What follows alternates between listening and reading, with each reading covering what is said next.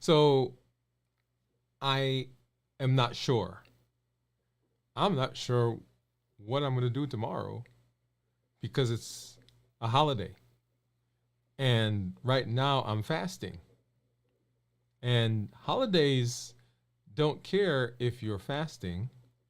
And if you're not careful, you can get into this place where your brain is telling you one thing and you're feeling guilty and you're feeling frustrated and you're feeling angry. We're going to talk about how we get through holidays if we're fasting. Hey, if you're new to me, I'm Dr. Dwain Woode. That's Wood with an E. And the E stands for endocrinology. Here on the channel, I educate, I empower, and I encourage you to take charge of your health and your life. Avoid complications and go to the next level. And in this year, new year, new you. I'm talking to adults with type 2 diabetes who want to reverse their diabetes right here on the channel. If you're new, go ahead and put it new in the comments because we'd love to welcome you to the community with a hand clap and some music. And let you know that I'm glad that you are here. Also, if you have questions as we go throughout the night, go ahead and drop those in the comments as well, because we'd love to get to those so we can deal with them and talk and go through some of those answers. Also, as you know, the way we do it here, I've got some things that we're going to be looking at here in just a minute. I've got my my Dexcom and my Libre monitors that we'll take a look at here in just a minute. You'll see my blood sugar that's on the screen. You'll see my meters that I've got hanging out over to the side. And you also will see that right there, right down there below, I've got my Clarity, my Dexcom Clarity app that we'll take a look at here in just a minute as we get into our conversation. But our conversation that we're dealing with tonight has to do with the holidays. And also, 93 hours right now. We've just passed 93 hours of fasting. We'll talk more about that here in just a moment. If you're out there, go ahead and say hello. I do see one of our community members hopping in. Hey, Steve, how you doing, man? Glad that you are here. Whatever platform you're on, we should be streaming now to Instagram and Facebook and Twitter and LinkedIn and, of course, here on YouTube. So if you see someone, if you don't see someone, go ahead and let them know that we are in the space and that we're hanging out. So, Steve, I want you to confirm something for me, man. Hopefully you're hearing me. If you guys remember a couple of days ago, we actually went through the entire show and you guys weren't hearing me. So go ahead and if you're hearing me, say yes. Just drop that in the comments for me right now. All right. So let's go ahead and let's talk a little bit. We'll get into a check-in here in just a minute. So fasting is one of the amazing tools that we've been using in the process of reversing our diabetes. I want to hop over and as we get into the discussion for tonight, I want to explain what the diabetes reversal tools are that we've talked about. The diabetes reversal tools, because this is what we've been talking about, right? It is the tools that we're using in the decision that we've made to be healthy. And here on the channel, as you know, we talk about the triple E formula for success, which is education, empowerment, and encouragement. Right? We educate with the shows, with the podcasts, with the blogs. We empower with the tools, which we'll talk about here, and we encourage with the community. Right? So that's the premise. That's the basis of where we are. But some of the tools that we've used, some of the tools that we're using are, we figured out our why. Right, the reason why we want to do things. Fasting, which is what we're doing right now. The HEAT model, right? The habits, emotions, access, and taste, right? That's what's on the shirt. The emotional intelligence, and then medication management. There are some other things, but I wanted to pick out these ones because these are some of the key components in our process of reversing our diabetes, right? So make sure so that's what it is. And it's not just diabetes. You'll see down there at the bottom that there are a slew of metabolic diseases, metabolic syndromes, metabolic issues that we get into that that we are also getting benefit in. So while we are working right now trying to reverse diabetes, there are some other things that happen, other things that we get benefit from, and you'll see those down there at the bottom of the screen, because it is not just one thing. There are several things that we use as we move in the direction of getting healthier. And fasting is one of those. And, people say to me, hey, Dr. Woode, why are you doing a 72-hour fast? Why are you doing a 48-hour fast? Why are you doing a 36-hour fast? And for crying out loud, why would you do a 93-hour fast? And I was actually explaining that just today to someone in the office. And it has to do, when we did a show that talked about which fast should you do? Should you do alternate day fasting, intermittent fasting? Should you do extended fasting? Should you do a 24, 36, 48-hour fast? All of those are questions that I get. And the basic answer to that is, the fast that you do depends on what you're trying to achieve. If you have some significant things that are going on in your life metabolically, and you need to move quickly in the direction of becoming healthy, then you do a more extended fast. If there are some things you need to tweak, then you'll do an intermittent fasting. Like I do intermittent fasting in combination with my extended fast. So on the days when I'm not fasting, I do intermittent fasting. So it is a combination. Some of you are out there right now and you're doing a particular type of diet. You're doing a ketogenic diet or a Mediterranean diet, or you're doing a low carb diet. Whatever the type of diet is, it can be coupled with fasting. And so why do I do a 72-hour, 96-hour fast? It is because there are some metabolic things that I am wanting to get to quickly, and so I use it. Remember, fasting is also simply a tool. And we pull the tool out whenever we need the tool. So I may decide that one week I need a 24-hour fasting tool, or a 36-hour fasting tool, or, crying out loud, I need a 72-hour fasting tool. Okay, that typically, when I talk to people, I say, hey, if you've been, like some people right now are on vacation, and you've been on vacation, you've been on a cruise, you've been, wherever it is, and during that time, you are not on a particular eating plan, I'm not going to say diet, a particular eating plan, and there are things that you've eaten beyond what you normally eat, and you come back and you look at your blood sugars, you look at your weight, and you say, wait a minute, I've got to do something to basically correct what I did last week or the week before. Hey, let's pull out the tool of fasting and let's use it. And which fast do I do? Well, depends on what's going on. All right, if you've got about 1.5 pounds to go, maybe you do a shorter fast. But if you went away and you came back and now you're 10 pounds up, which is not uncommon, then you say, hey, I probably need to do a 48 or 72-hour fast. Okay, so remember, it's a tool. Well, one of the big issues that comes up is holidays. And we are right now in the process of getting into one of those holidays, right? So 4th of July, Independence Day here. And so one of the questions that happens, one of the places that people struggle is, what do I do in my fasting during the holiday? And so what I want to do is I want to just go through and we're going to talk a little bit about that here in just a minute. But first, let's go ahead and let's hop over and let's do a check-in, because I am fasting, y'all, for right now. We've just passed 93 hours and 12 minutes of fasting. Right, on our way to 96, but we're going to talk about whether we're getting there here in just a minute, because I've got some stuff over here I'm going to show you. But how am I feeling? So physically, when we talk about physically in terms of fasting, it is usually a question of being lightheaded, dizzy, sweaty, feeling palpitations, feeling woozy. What is my energy level?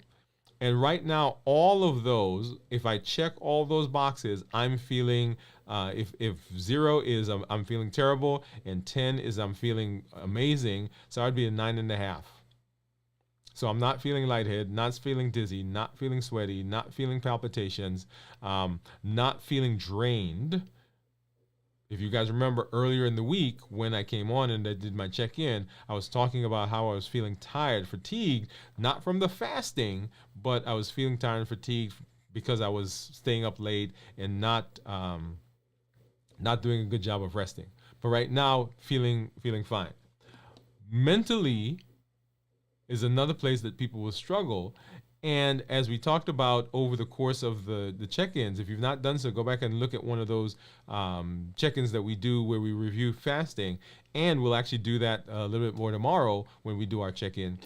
Once you pass that first, 18 hours, 12, 18 hours, then your body kicks into ketosis, and there's this mental clarity that comes over you. And so right now, I'm not feeling foggy. I'm not feeling dull. I'm not feeling blunted in my thought process. So my mentation actually is doing well. And then emotionally, man, I'm just so psyched because it's a holiday, right? So we got a short week. My family and I are going to be hanging out, and we'll show you some footage of maybe some of that at some point. But excited to be able to take some time off. I love what I do. I love being in the office. Every time I walk through the door to see a patient, every time I talk to a client here, every time I get on with you guys, I'm excited. In fact, you can probably, after I get off of one of these shows, you can actually take a light bulb and screw it into my mouth, and the light bulb would probably go on because of the energy and the excitement that I get just from being in this space. But part of taking care of myself, part of taking care of my health, part of being well is, hey, taking some time to hang out with the family. And that's what I love about holidays, because we get to do that, okay? And I get to spend some time with my son and my wife, and yeah, just excited. So anyway, so emotionally, I'm feeling good. Now, all of these, physically, mentally, emotionally, all of these issues, all of these areas during the fast, they do better if we follow the principles of preparing for a fast. That is making sure that you're rested, making sure that you're hydrated, making sure that during your non-fasting days that you are eating a balanced diet that is nutrient rich, and then making sure that you are not coming out of a stressful event or going into a stressful event.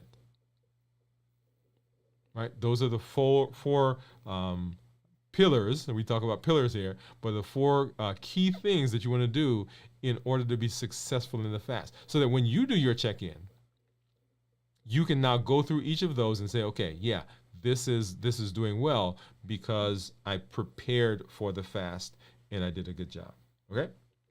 All right, so now let's hop over and let's go ahead and let's take a look at blood sugars. And you'll see there on the screen, so my blood sugar right now is 56. That is based on the Libre. And if I go to my Dexcom, it says that my blood sugar right now is 63.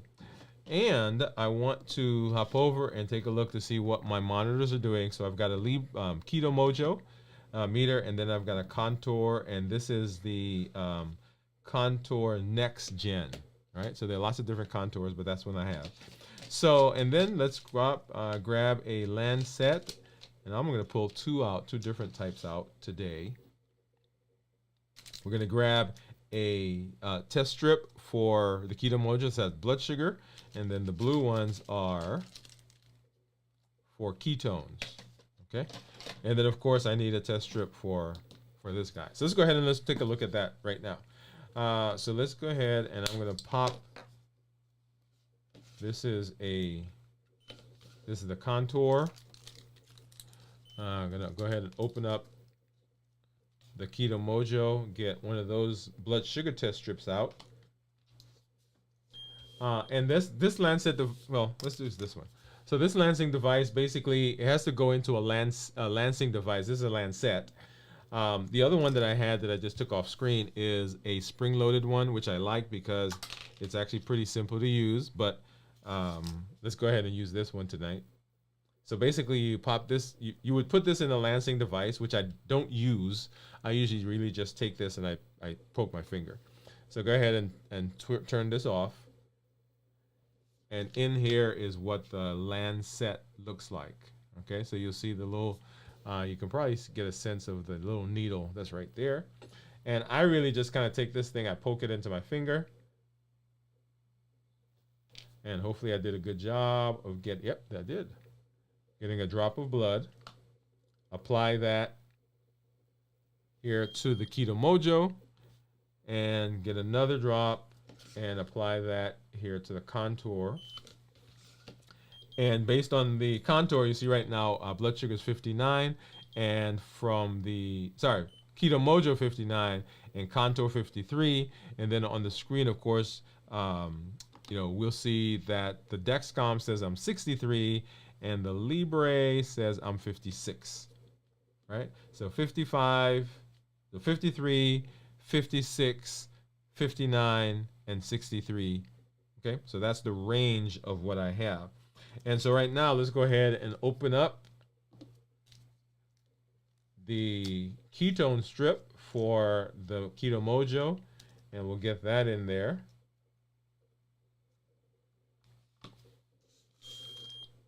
All right, and get that started.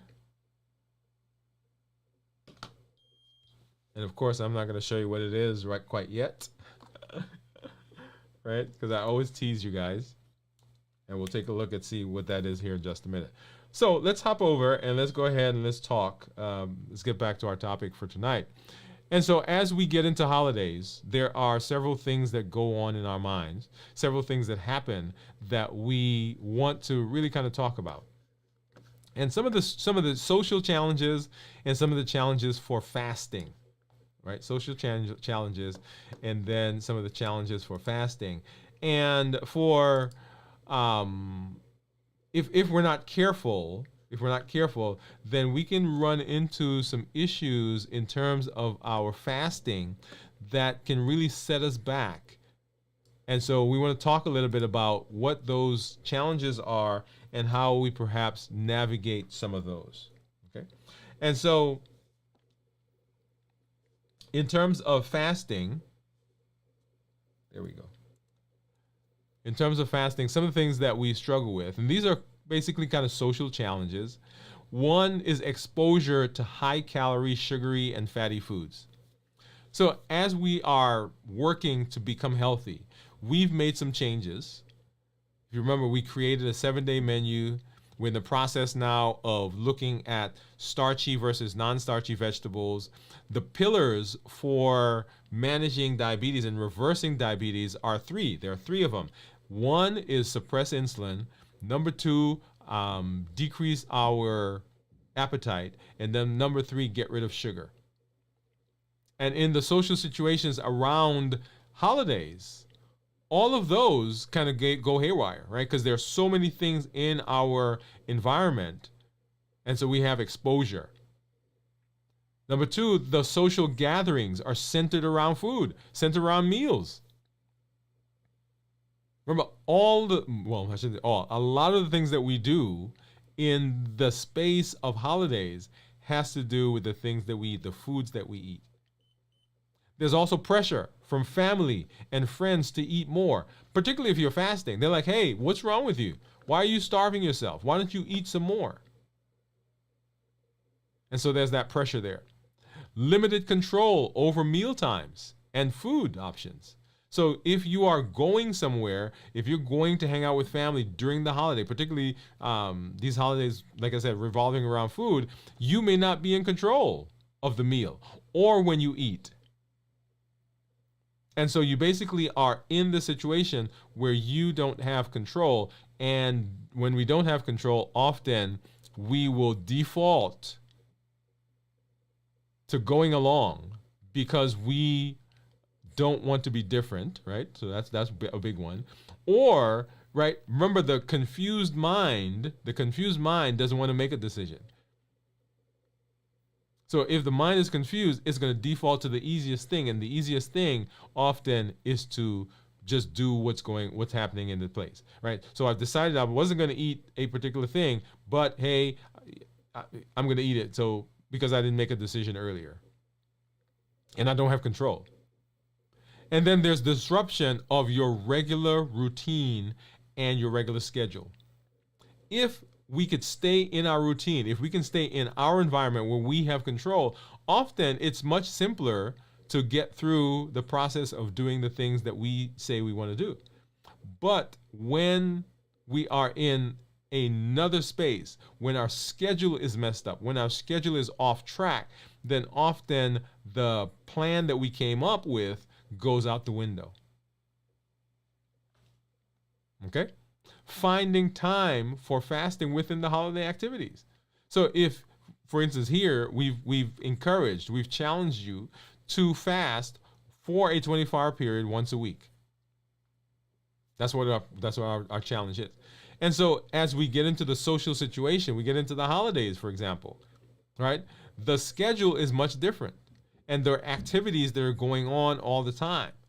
You know, somebody's grilling. Hey, come over to the house. We're going to have a get together. Hey, Saturday night, we're going to do this. And so you are now trying to fit your fasting time within the schedule of what's going on in your environment, in your social group, in your family, with your friends. There is emotional eating due to holiday stress, right? Whether it's traveling or you're hosting, or you have to make a dish to take with you, or hey, these family members who don't always get along are coming, and what's that gonna be like, right? So there are all these emotional things that happen, and we'll talk about the heat model here in just a minute, because that E, right, E right here, the E stands for emotions. So habits, emotions, access, and taste. Habits, emotions, access, and taste. How about feeling left out or different from others if you decide you're going to maintain a fasting posture? Right? Everybody else is sitting at the table and they're all eating and you're there, but you're not participating. And one of the biggest drivers for humans is the desire to be included, the desire for connection. So rather than be different, we will succumb, if you will, that's the word I'm going to use. We will succumb, we will come off of our plan because we want to be included. How about alcohol consumption and its impact on fasting? So not just the calories from alcohol, but also the effect that it has on our mind and our thought process, and how much easier it would be to come off of our plan if we are drinking alcohol. And then, of course, balancing fasting with traditional customs, right? So there are certain customs that people have around holidays, and those may not align with the fasting or the decision you've made in terms of your eating plan. Now, I keep saying fasting because fasting is what we're using, but this could be the same for your decision to be on a ketogenic diet or a Mediterranean diet, doing intermittent fasting or low carb, or whatever meal tool, whatever meal plan you've decided to use. There are social issues that come up in those situations that you're going to have to kind of deal with. Right? So if you're out there and you are anticipating, hey, there's something, I'm going to do something, which one of these do you think is yours? Like, which one do you think you're going to struggle with the most? Right? Is it exposure to high calories, or social gatherings, right, centered around food, or pressure from family and friends, limited control, disruption of your schedule, right? Finding time for fasting during the holidays. Emotional eating, or feeling like you are left out, so you don't want to be different. Alcohol, or just balancing fasting with traditional customs or rituals. Which one do you think would be a place where you would have a struggle? And all of this is not really about fasting. It's all about the socialness, right? It is about the social connections. Remember, one of the most powerful reasons that we eat, if we go back to the heat model, is that habit and the emotions and the access. I shouldn't say one of the most, but the triggers, the habits, emotions, access, and taste. Right, the habits that we form every time we get together on the 4th of July, we grill, and this is what we do. Although that emotion, that desire for connection, the desire to be involved in community, desire to be involved, the desire not to be different, an emotion. Access. Now that you're there, you're with the family, there's all this stuff that may not fit with what you want to eat, or it does fit, but you've decided that you are going to maintain a fasting posture. And then, of course, taste, right? Because you remember what Aunt Sue's pumpkin pie, or Aunt Sue's apple pie, or Aunt Sue's whatever pie it is, you remember what it tastes like. Or you remember the homemade ice cream that the family makes every time we get together. And so that memory, remember, we're never chasing food. We're always chasing what the food is doing for us. And one of the things that food does is it takes us back in time to that place where we had that thing, where we felt that way. Or that connection that we made with our mom or dad or cousin or uncle or friend when we were eating that thing. Or there's my wife and I, we were in Chicago years ago. It was the Food Fest, and even to today, right? That was over 32 years ago, and even today we talk about the Food Fest because there's that memory, there's that connection. You've heard me talk about the place I go, St. Simon's Island, right? When I need to decompress, when I need to be mindful, when I need to be present. When I need to go into meditation, I will take myself to St. Simon's Island. And I haven't told you, but at St. Simon's Island, they had these little birds on a plate that we ate, that they got for us. And so as part of the memory, there are those food items that also take me back there. Right? So we have that taste. And so as we talk about getting together in community, those are some of the things that we will struggle with. Okay? So those are some of the social challenges. Well, what about fasting challenges? Because we're talking about fasting. And so with the fasting challenges, number one, right? One challenge that we have is maintaining consistency in our fasting schedule. Yeah, several months ago, I went away to Jamaica for my birthday. And while we were in Jamaica, I actually went to Jamaica. I was fasting. And we got there and we met some friends. And I had not at the time made a decision about what I was going to do. And so there was almost this kind of anxiety that was building up in that situation. Right? Go back and watch that one. Or last week, we celebrated my anniversary. And in this case, I had made a decision about what I was going to do because I knew we were going to have some anniversary cake. And so I started my fast early so that when I got to the event, when I interrupted the fast, it was not, I had already done what I needed. Okay? So adequate fasting to accommodate irregular meals. Adapting fasting. So that is what we just talked about. So I adapted my fasting. I knew what my fasting schedule was. I knew what my anniversary was coming up. I knew what was going to happen on the anniversary. And so I just started fasting earlier. Like I did this week. Because I know tomorrow we're traveling and we're going to be eating differently than we normally eat. I'm going to have some barbecue. I'm going to have, right? And I actually took some pictures. I was at the grocery store this evening a little while ago, and I was going down the different aisles,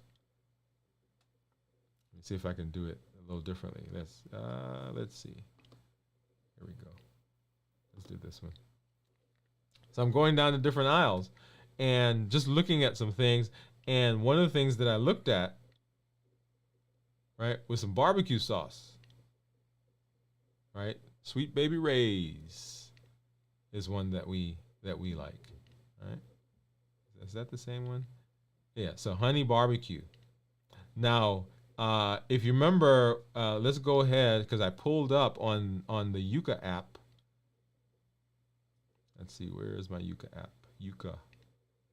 I pulled up on my Yuka app so that we could see. Here we are. Yeah. So we could see some of that, right? So let's take a look at honey barbecue.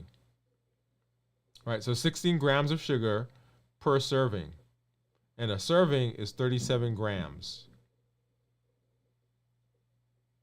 If I look at the honey barbecue one, right, 16 grams, 37 grams. So pretty much the same thing, right? But while I was there, right, I don't know why I did this to myself. There are a couple of things that I like, and I wanted to really just kind of scan it to see what it was like. I shouldn't have picked it up in the first place. I didn't eat it. I put it back. I didn't buy it. But these Cadbury's right here, these are one of my favorite. I can tell you the last time I had one. But 15 grams of sugar, 28 grams is a serving. And usually when I grab one of these, I eat the whole thing. I think the thing has probably three servings, maybe. So anyway, I looked at that, and then I also looked at. I love these tacos, these taco shells. And so anyway, I looked at that.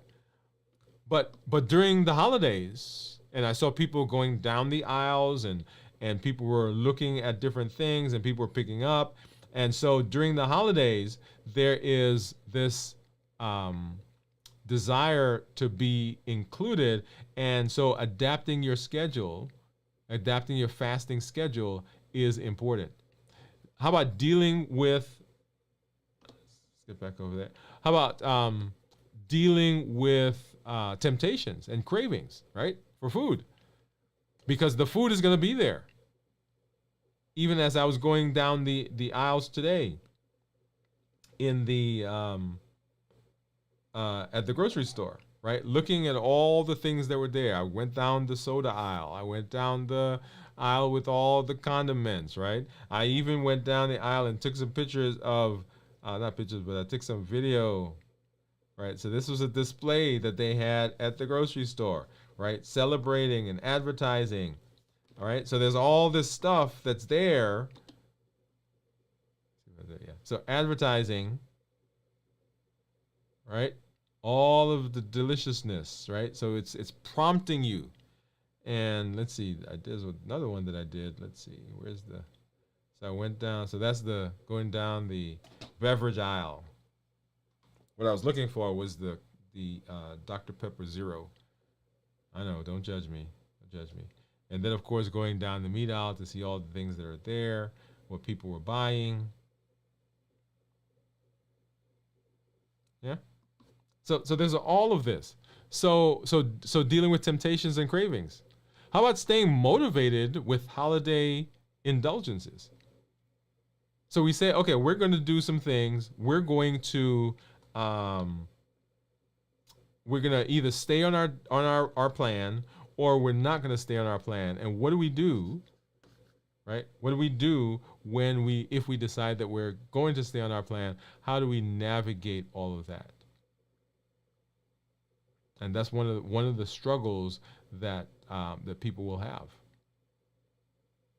So how about communicating with family members and letting them know where you are in terms of your, give me just a second here, guys. One of my devices is acting up. How about communicating with family members and letting them know, hey, I'm either not going to fast, right? And one of the things that I've encouraged you to do is to not make this a big deal. Don't make this a grand production. That's not how you want to handle this. Right? So communicating fasting to the family and to your friends. And sometimes it is just as simple as saying, no, thank you. Hey, would you like such and such? No, thank you. Done. If they come back and say, well, why are you not eating? I notice you're not eating. You get to make the decision as to whether you're going to explain. How about managing energy levels while fasting during a busy holiday season? Because there's so much cortisol that's coming out, right? And there's all this stuff that's going on, all this activity. And during that time, if you're not careful, remember one of the keys was to not be in a stressful environment or stressful situation. But here we are, the holidays can be stressful for a lot of people. And then balancing fasting within travel, like we're going to be traveling. And so how do you do that? How do you balance fasting? If you decide you're staying on the fasting plan, what do you do as you're traveling? Because there are temptations there. If you're in the car driving, you stop at the gas station, stop at a restaurant so everybody else could eat. If you're in the airplane, you're in the terminal, there's all this activity, there are all these people. How about getting proper nutrition during the despite fasting? Right, the days leading up to when you decide you're going to fast, the days after. Sometimes with the holidays, they're the things that we have available to us, not always nutrient dense, often calorie dense. And then how about integrating fasting with other health goals?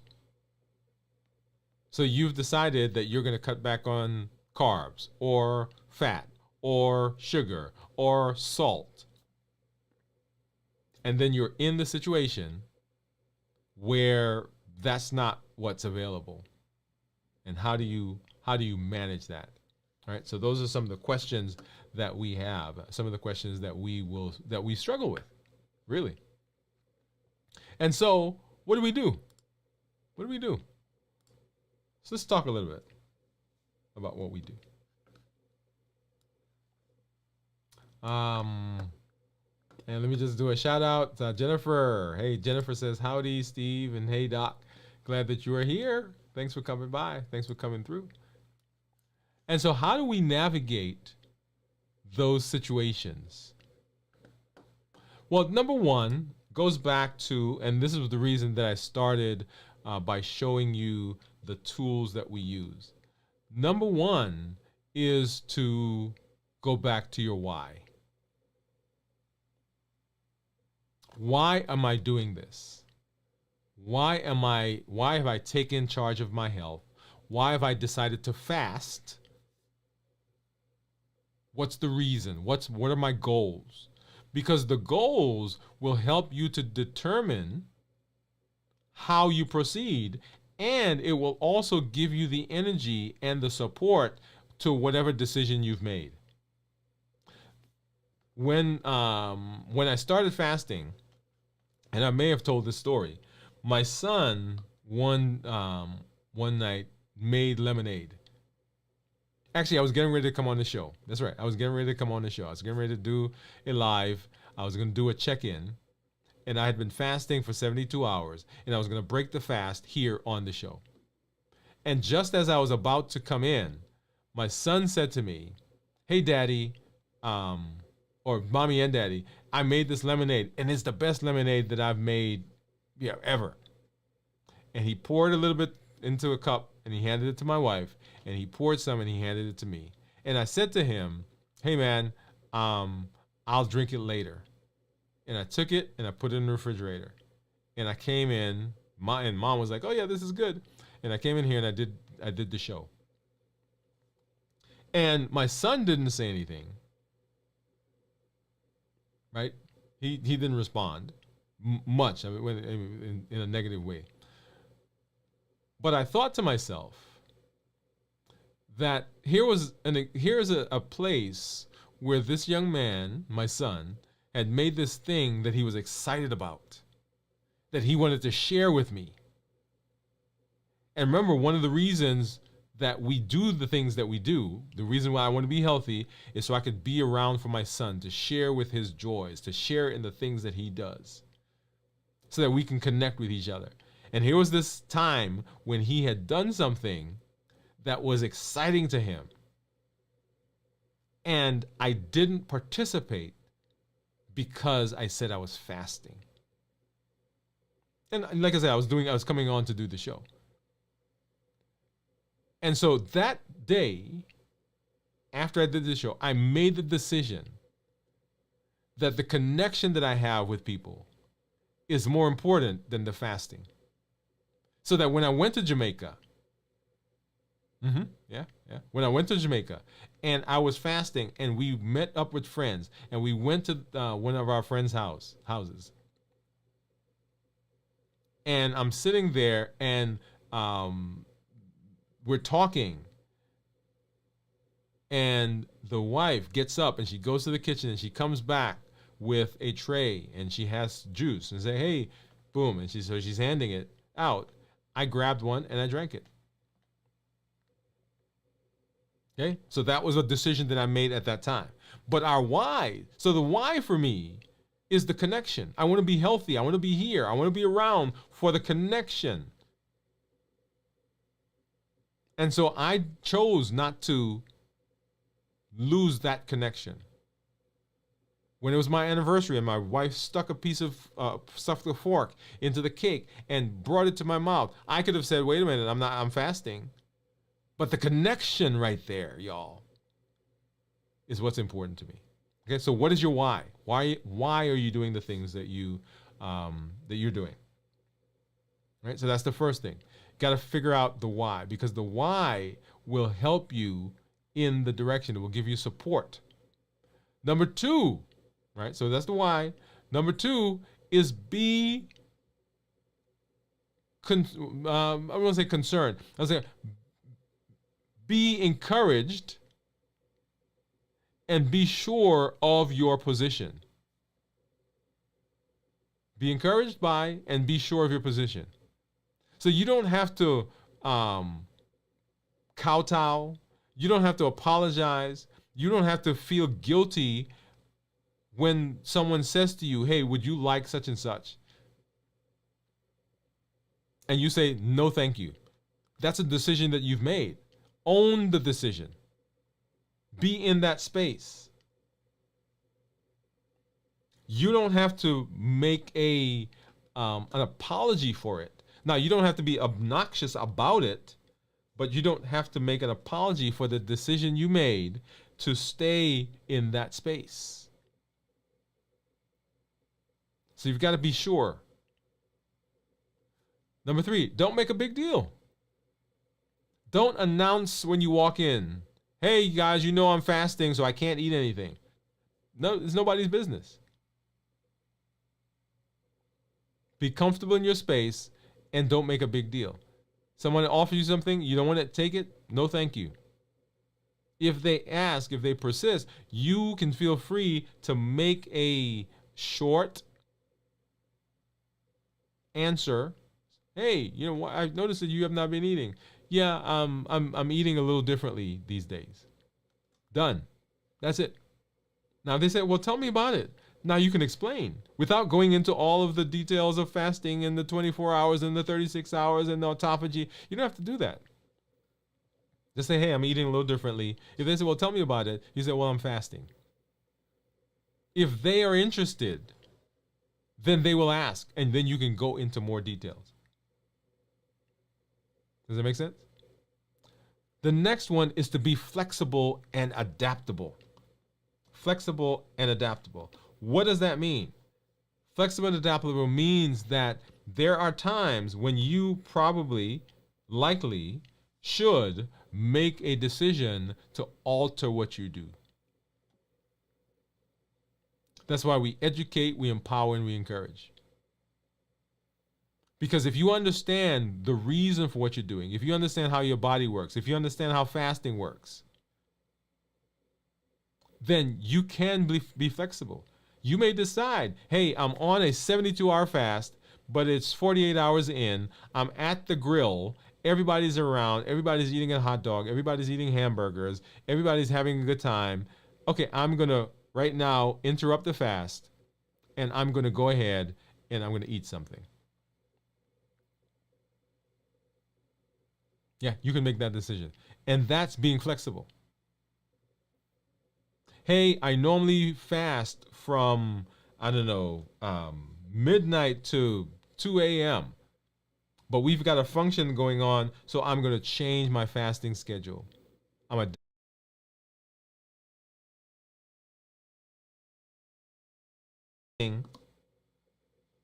we went black there for a minute. Well, if you're able to do those things, then fasting becomes not a chore. Fasting becomes a just a tool that you use. And then if you decide that you are going to come off of your plan, you want to eat mindfully. That's another one of those tools, mindful eating. So that, okay, I've decided I'm coming off of the fast, and there's all this deliciousness that's around me, but I'm still going to be mindful in how I partake. I'm going to choose the healthier things. And even if I choose something that does have, quote unquote, is not the healthiest for me, I'm going to remember the things that I've learned. The pillars, right? Decrease insulin, suppress appetite, get rid of as much sugar. I'm going to choose probably the non-starchy versus the starchy vegetables. I'm going to be aware of the emotions that are building up in me that may push me to eat a particular thing and have more of it and more of it and more of it. And then stay hydrated and active. Stay hydrated and active. If you're dehydrated, then you're more likely to succumb to the things that are around you, the food that's there, because you're going to feel like you're tired, lightheaded, dizzy, sweaty, all those things. And we often choose food as a way of dealing with them. And then a big one. Your decision to stay on the fast or your decision to interrupt the fast should not cause guilt or sorrow or depression. Often we're not sure of what we're doing. We're not sure of the decision we made. And so we, in the middle of a particular situation, we make a swift decision, and then we feel guilty. Either we come off the fast, we interrupt the fast when we didn't want to, and we're like, man, I failed.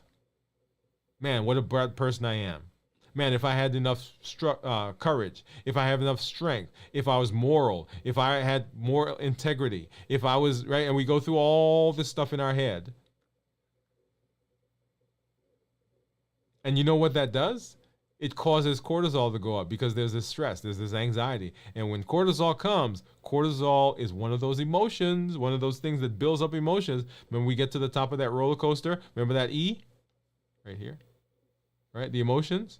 If that emotion gets high enough, it gets strong enough, it's going to push through. It's going to destroy any of the decisions you've made. So that process of self-incrimination sets you up for further failure. But own it. I've made a decision. I'm in the middle of my fast, and I'm making a decision to interrupt the fast. That's my decision. And I'm not feeling guilty about that. Or if you decide that you're not going to interrupt the fast and you're going to stay on the fast, I'm not feeling guilty. I'm not going to make myself feel odd and ostracized and like the oddball in that situation. I am going to still engage as much as I can around all the activities that are going on because I've made a decision that I'm going to stick to the decision I made that I'm fasting. So that guilt, that idea of I failed, the depression that may come with that, let's get rid of that. Because you own it. You've made a decision. It's a tool. I can pick it up when I want, and I can put it down when I want. The tool of fasting. And then enjoy the occasion. Often we get so pigeonholed, we get so tied up with the food that's involved in the situation that we miss the main point of the situation is the celebration of the day, the season, the people, the connection, the family gathering, the friends that are around. So focus on that. Get yourself busy with that so that this fasting, the decision to be healthy, doesn't consume you and cause even more damage and more issues. So how do I get through the holidays? How do I successfully make it through? That's it right there. You make it through because you've made that decision that this is where you're going to be. Okay. All right, let's see. Let's hop over and take a look at some of these comments. So Steve says, I intended to do a 24 today, but I felt like I needed a snack. So I ate a handful of macadamia nut. No big deal. So Steve, man, you know about my nut fetish. And so macadamians, I'm going to have to get some. Now, I went to the grocery store, I told you guys tonight, and I picked up a bag of almonds, and I picked up a can of cashews, and I put them in my cart. And I rode down other aisles as I was getting some videos, and then I was like, what am I doing? I already know what's about to happen. And so I went and I put them back. But yes, you can make a decision to do that. All right. So for me, I have decided, and you guys you guys know that I'm at 93 and actually just about to go to 94 hours of my fast. And I've actually decided that I'm going to break the fast right here with you right now on the show, because tomorrow is a travel day for me. Tomorrow is the 4th, and I am going to enjoy some barbecue and some other stuff that's out there, and so I'm gonna eat. And so I have with me, let's see, I have with me what I'm going to use to actually break the fast. All right, so let's get rid of this one over here. Let's see, let's put this back up. So that's where my blood sugar is right now. So this is some cheese, and I've got some cheddar cheese. I got some smoked Gouda, and then I've got some tofu that my wife cooked. So that's what I'm gonna use to break the fast. But I'm breaking the fast tonight right here with you guys, and then tomorrow I'm enjoying some barbecue. Okay. All right. So yes. So that is my decision, and it's 93, 94 hours, which is why I started my fast early, because I knew I wanted to get through a full fast this week, but I was going to do this on the 4th. And so I wanted to adjust my eating time, my schedule, so that I can do that. And you can do that. Now, I fast typically Wednesday, Thursday, Friday. And that's for a specific reason. I fast for that because on Wednesday, Thursday, Friday, on Saturday, Sunday, that's my family time. I go to church. We go out. We hang out with family. And guess what family is doing? We're eating. And so I've decided that this is what I want to do. And so typically we have our team meeting at lunchtime on Tuesdays. And so I want to be able to participate with the team. And so typically I will start my fast that evening. So Tuesday, as you know, 72 hours, starting from Tuesday to Friday. These last several weeks, I've started earlier because there were things going on in my life. My anniversary, my son's birthday, here, of course, 4th of July coming up. Right? So you can adjust it. All right. Let's see. Steve has a question. He says, question, last night my ketones were 1.9. Tonight I decided to check my ketones after not fasting and I was 2.9. Does that make sense? I'm assuming that's what that says. Does it make sense? Huh. It depends on what you've been eating. So remember that ketones, this is Steve, it's a great question, by the way. So remember that you can have ketones even though you are not fasting.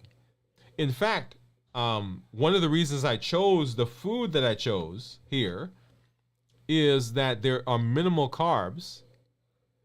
And so I'm trying to extend the ketosis that I'm in, even though I'm eating. So it depends on what you've been eating, depends on what your blood sugars have been doing. And remind me, was it a 24-hour fast that you did, Steve?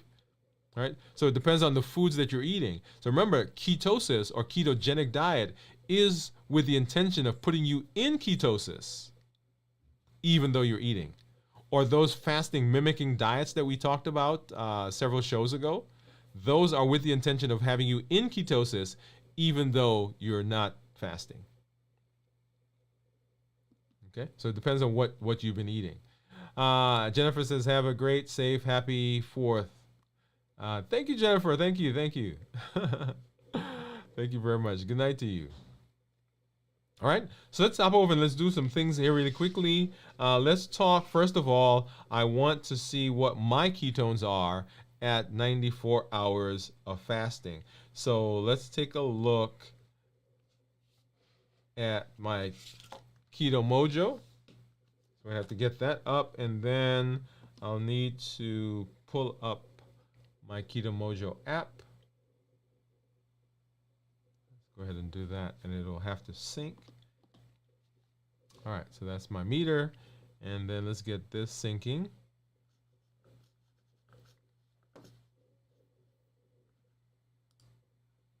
All right, and we'll see here in just a minute what. Oh, I gotta turn it on. That's why it's not syncing. There we go. Syncing in progress, scanning in process. Okay. Let's see. Hopefully it got everything. Okay, yeah, it did get it. And so my blood sugar 59, and then ketones 3.5. Remember, in terms of ketones less than 0.5 are considered normal. 0.5 to 1.5 considered nutritional ketosis, and above 1.5 is considered therapeutic ketosis.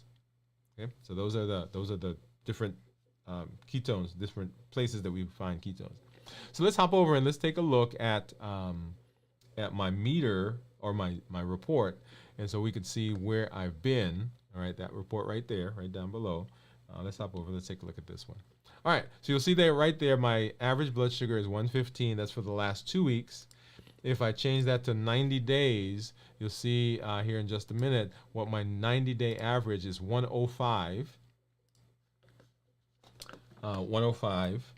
I'm in target 90% of the time, which is a range of 70 to 180.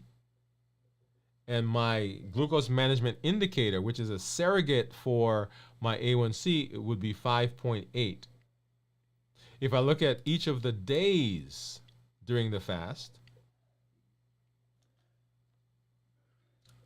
so that'll come up here in just a minute, then we get a sense of what's been going on, what's been happening with me over the last several days. So so Sunday was when we started fasting, right there about 1 o'clock in the morning. That's right, 1 o'clock a.m.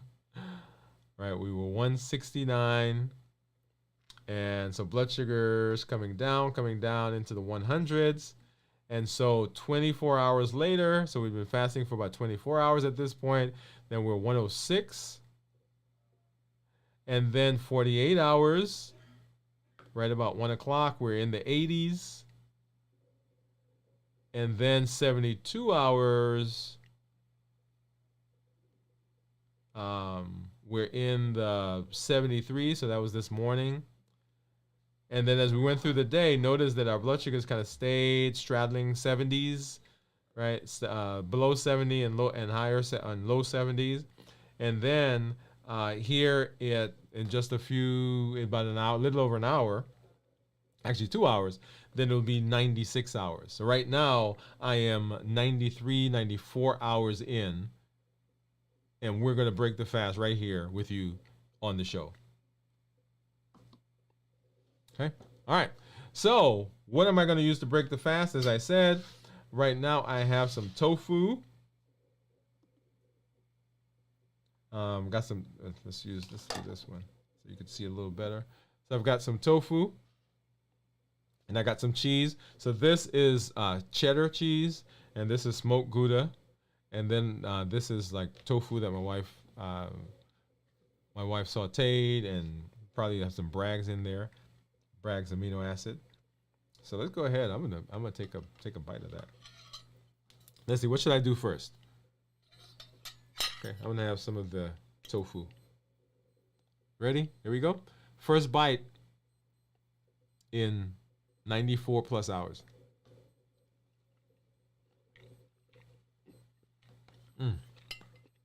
Oh yeah. That's good.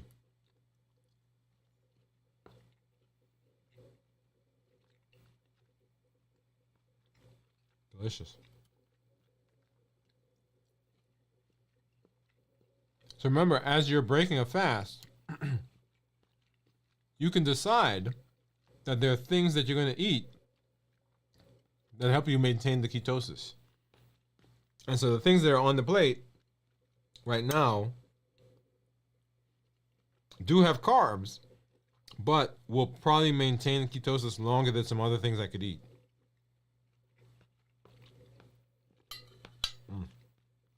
That is so good. How about some of this Gouda?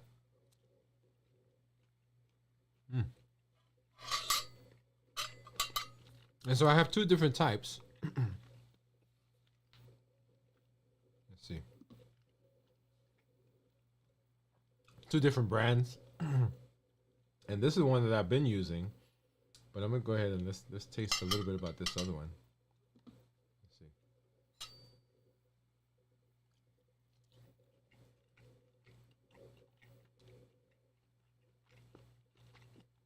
Okay, not bad. I think I prefer the other one, but that could simply be because that's what I'm used to, right? But I think that one is aged a little bit more, the new one. Delicious, y'all, delicious. Okay. And of course, cheddar. That is so good.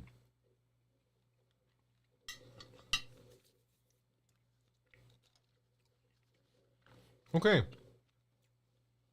So, if you are in a fast and you plan to maintain the fast through the holidays, put yes.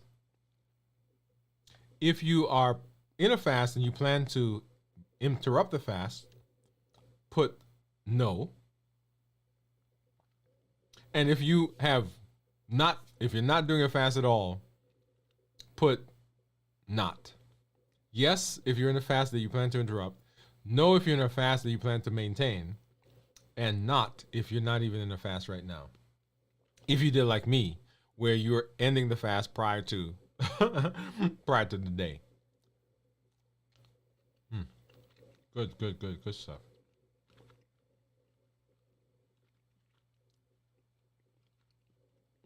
This would go good with some smoked turkey.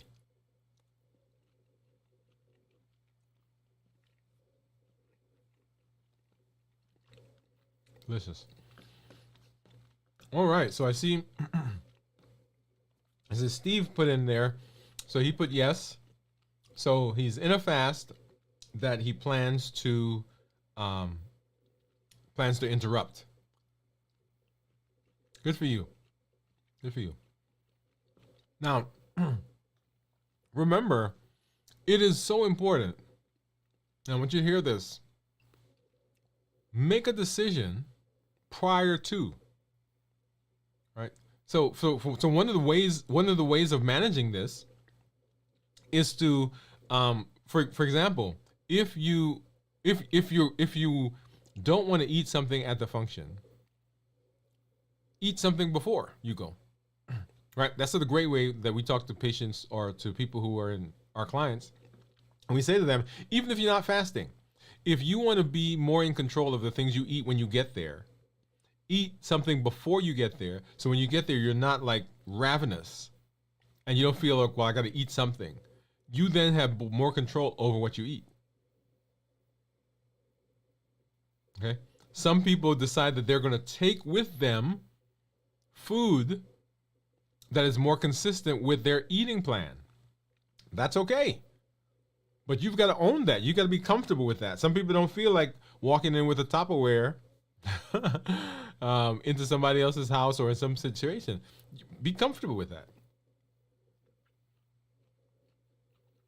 Okay? Awesome. All right. So,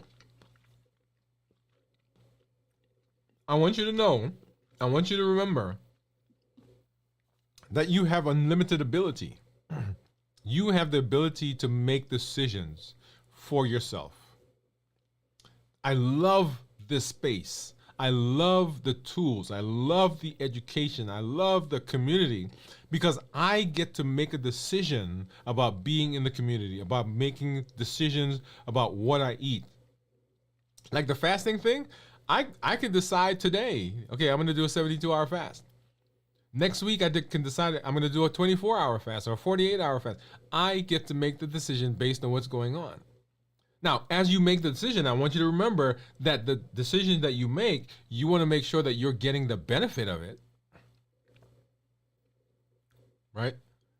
So that you are improving blood sugars, that you are in the process of reversing diabetes, that your weight is going down, that we're improving metabolic syndrome and all those things. So the decision you make should support the goal that you have, but you get to make the decision. And you have unlimited potential at your fingertips. You get to decide how that gets implemented. Unlimited ability. And here on the channel, we educate, we empower, and we encourage, right? That's the triple E formula for success that we've talked about. We educate with the shows, with the podcast, with the blog. Because the mindset needs to change. There has to be a shift in our thought process to be successful. We've got to have a growth mentality. We've got to become flexible. We have to improve our plasticity. We educate. We empower with the tools. Remember the tools that we talked about, some of the tools that we were using to reverse our diabetes. Our why, fasting, the heat model, managing medication, emotional intelligence. All of those are tools that we're using to implement and to express the information that we're learning in the education. And then our community, amazing community that we have, that we're growing, you get to be a part of that. You get to improve that. Our community is strong as you come in and you are now becoming a part of it and sharing your talents and your thoughts and your impressions and your point of views.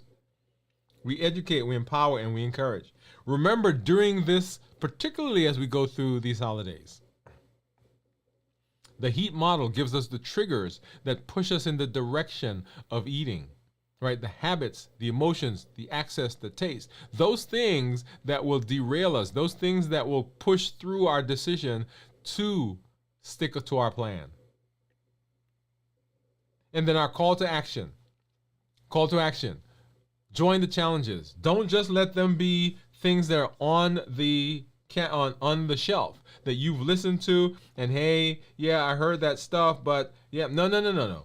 We want you to be sure that you are part of this, that you are becoming involved with the challenges. And we have a challenge every month. In January was to figure out your why, which is perfect for the discussion we just had, because the why is what gives you the strength and the power and the encouragement to continue down the road of being healthy. in February. Hey, let's figure out how to work our way up to fast for a 24-hour period.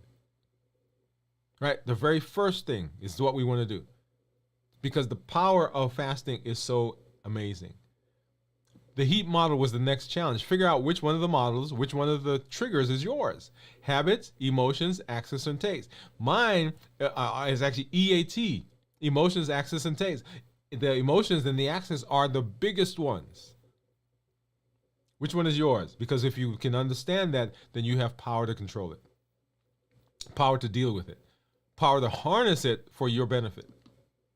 And then create a menu, create a meal plan, create a dish that minimize the processed foods. So with whole foods, that decrease the added sugar, that had starchy and non-starchy vegetables, lean protein, healthy fat, the appropriate portion sizes, and then that tasted good. Because if it doesn't taste good, then people probably won't eat it. In the month of May, we challenge you to mentor someone. Find someone to bring along with you in the New Year, New You process. There are over 1 billion people on the planet with diabetes or prediabetes, and you could be the voice of change in your community, in your family, on your job, at your church, somewhere. Find someone that you could begin teaching the New Year, New You process. And then last month, make sure that we're getting things checked. Get your labs checked so we know if there are complications, if there are things that we need to be taken care of. These are all screening. Make sure you get with your doctor and do that. And then for this month, hey, what is the activity? What is the exercise? What is the physical activity plan that you're going to lay out? So we challenge you to include one thing. We're going to be talking more about that as we get through the month. But what one thing are you going to do to begin getting some physical activity into your life? So join the challenges. They're out there. You can do them even if you're finding us late in the year. Even if you're just stumbling on this channel, just stumbling on this stuff. Hey, we want to make sure that you know that you are not late. You're not late. So join the challenges. Then tell your story. Share your story, just like Steve was doing, sharing that he was 24 hours, talking about his ketones. All of that stuff is important. Because when we see you, we know that we can do it as well. When you have challenges, we come around you and we support you. And we know that we're not alone either. And then invite a friend. Send them a link. Send them a video. Say to them, hey, let's go watch this together. Hey, let's start fasting together. Let's improve our health together. Don't just keep it to yourself. So share it. Challenges, tell your story, and share it with someone else, because that is how we grow the community. On this past Sunday, well, not this past Sunday, but recently, this is going to be our third episode coming up this Sunday. This Week in Review, a new feature that we've added. Join us Sunday morning where we recast and comment on several of the shows that we do. Make sure that you are there. Make sure that you join us for that. And I love that feature. We've had people talking to us or sending us messages to say that they love that, and being very appreciative of the fact that that is there. So if you missed us during the week, we love that you are here on the live. But if you missed the live or you missed one of the recasts, Sunday morning at 6 o'clock, starting at 6 o'clock, we'll have This Week in Review. Awesome. Well, I am excited to be here, excited to be with you. Always excited to be in this space, this community that we are building. I want you to have an amazing time connecting with family, amazing time as you continue your fast or you interrupt your fast. Whatever decision you've made, it is your decision and you get to own that. I want you to own it because you are in charge. You get to make that decision. Whatever you've done in the past, that's in the past. What's coming in the future, we don't know. But we can be mindful right here, right now, even as you're now planning to be with family, to be with friends, to be around food. Be mindful. Don't Don't get depressed over the past. Don't be anxious of the future, because right now you are okay. Hey, this is Dr. Dwain Woode. That's Wood with an E. The E stands for endocrinology. Here on the channel, I educate, I empower, and I encourage you to take charge of your health and your life, avoid complications, and go to the next level. And in this year, new you. Enjoy your holidays. We're going to have a feature that comes tomorrow for you, and then join us Sunday morning for our check-in, not for our check-in, but this week in review, and then on Monday for our show at 7 p.m. Central, right here on Dwain Woode MD. Good night, everybody.